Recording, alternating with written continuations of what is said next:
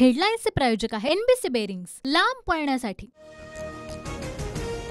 मनोज जरांगेंच्या आंदोलनाची एसआयटी चौकशी होणार, सत्ताधाऱ्यांच्या आक्रमक मागणीनंतर विधानसभा अध्यक्षांचे आदेश।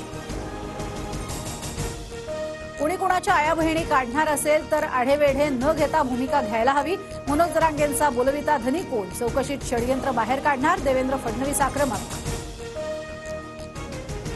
जरांगेंचे फडणवीसांवरील आरोप अतिशय खालच्या पातळीचे, जरांगेंची भाषा कार्यकर्त्यांची नाही तर राजकीय, जाती जातीत भांडणं लावण्याचं काम कुणी करू नये, मुख्यमंत्री शिंदेंचे खडे बोल।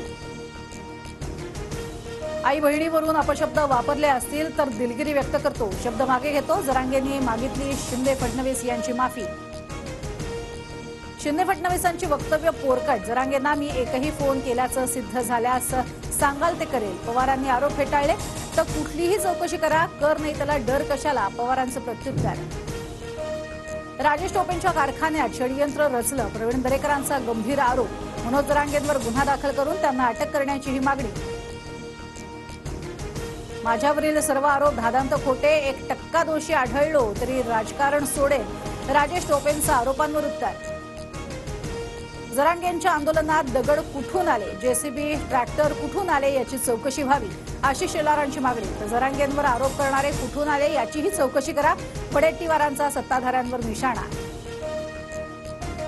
उद्धव ठाकरे नाना पटोलेंचा मंगेश चिवटेंवर निशाणा, जरांगेंजवळ मंगेश चिवटे काय करत होते, पटोलेंचा सवाल, जरांगेंची एसआयटी चौकशी चिवटपणे करा, उद्धव ठाकरेंचं खोचक वक्तव्य। जरांगेंना तुम्ही अतिरेकी ठरवणार आहात का, ठाकरेंचा सरकारला सवाल, जरांगेंची मागणी चुकीची असल्यास त्यांना विश्वासात घेण्याचं काम सरकारचं असल्याचंही वक्तव्य।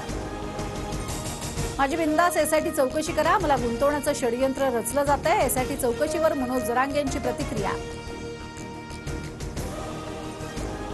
पुढचं पाठ मागचं सपाट असा अर्थसंकल्प, उद्धव ठाकरेंची टीका, तर मवियात असताना माझ्या अर्थसंकल्पाचं कौतुक करायचे, अजित पवारांचा टोला। काँग्रेसला मराठवाड्यात मोठा धक्का, बसवराज पाटील भाजपत, देवेंद्र फडणवीसांच्या उपस्थितीत भाजपत पक्षप्रवेश, तर शून्य गटाच्या रश्मी बागल यांचाही भाजपमध्ये प्रवेश। हेडलाईन्सचे प्रायोजक आहे एनबीसी बेरिंग्स, लांब पळण्यासाठी।